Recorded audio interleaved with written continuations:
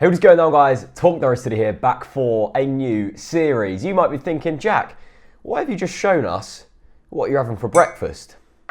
To be honest, I don't know. It went down on Snapchat a few months ago. I put a Snapchat out for a laugh with the hashtag breakfast with TNC. It caught on. Now I get like 15 to 20 people a day sending me their breakfasts in, so I thought, why not go through the Norwich City news of the day and eat my breakfast, record it, and put it on YouTube. So for breakfast this morning, got some Cocoa Pops. Lovely, and some honey and lemon to try and soothe the throat. I've got a bit of man flu at the moment,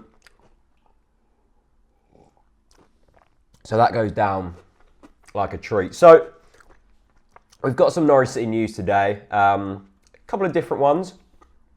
I've got my breakfast, so let's get straight into it. So the first news story actually comes from a Newcastle United website, and it's all about their sort of run in from now until the end of the season and what they need to do to stay up. Now, Andros Townsend, obviously one of Newcastle's players, has said that Rafael Benitez is saying that the Norwich City game is the biggest one of every single one of their players' career. He said, you could have said the derby was the biggest game of all time. Now it's Norwich, and that's the biggest game of our careers. Then it'll be the game after that.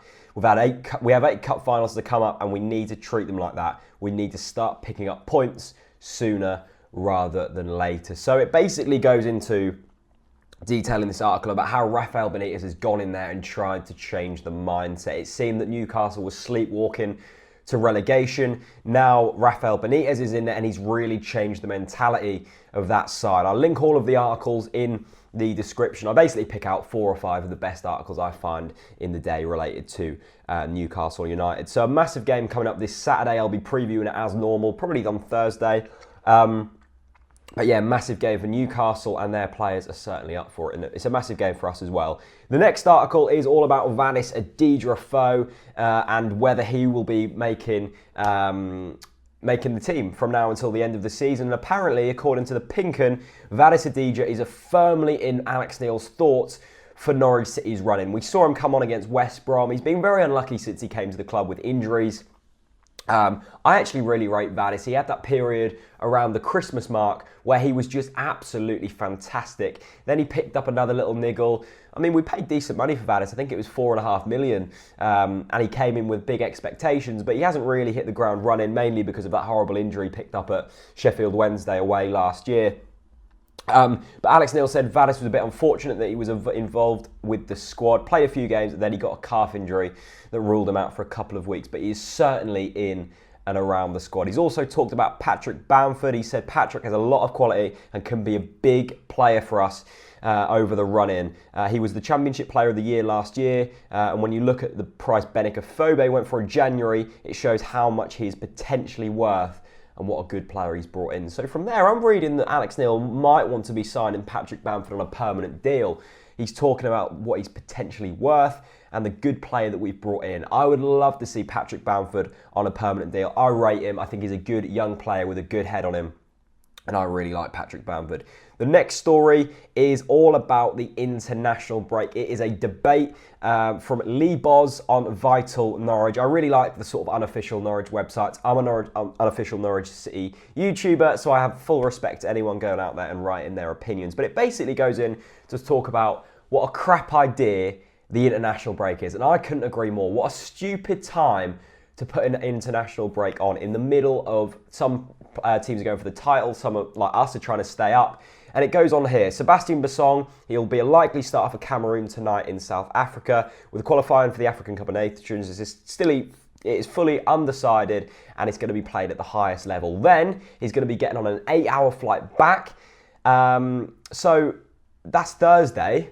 He'll get back. Training on Friday, match on Saturday. It's so stupid. The turnaround is so quick. And these games, yeah, the African Cup of Nations games are qualifying games. Of course they matter.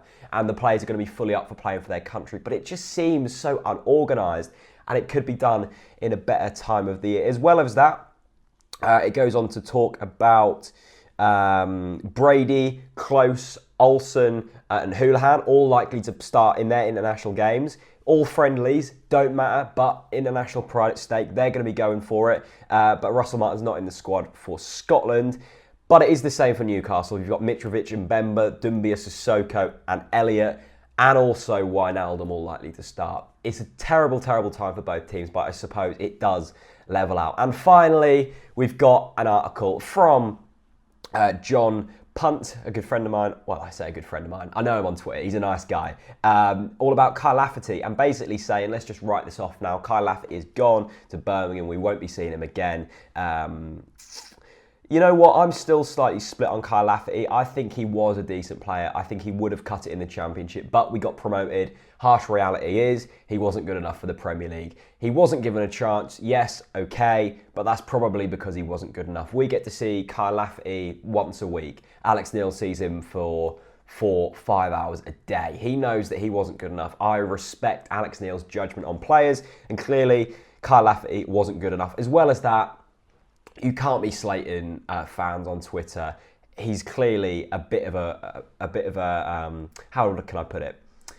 A bit of a live wire in the changing rooms. And you know, Kyle Lafferty, as John says, he's played 13 minutes of Premier League football. Mostly, he's played football in the Championship, Scottish Premier, and Serie B, which are nowhere near to the standards of the Premier League. So Kyle Lafferty's gone. Let's call it a day on that one and let's move on. They are the 4 news articles of today. I'm about to tuck in to my Cocoa Pops and honey and lemon drink. Let me know what you guys think of Breakfast with TNC. My plans are I'm going to upload it early on in the morning, maybe 9 a.m.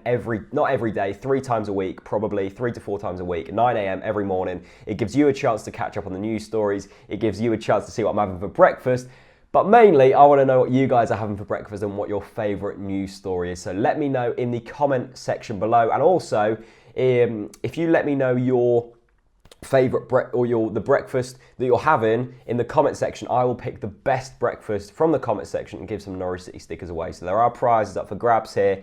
It's all food related and news related, of course. Thank you so much for watching. This has been Breakfast with TNC, episode 1, and I'll see you very soon.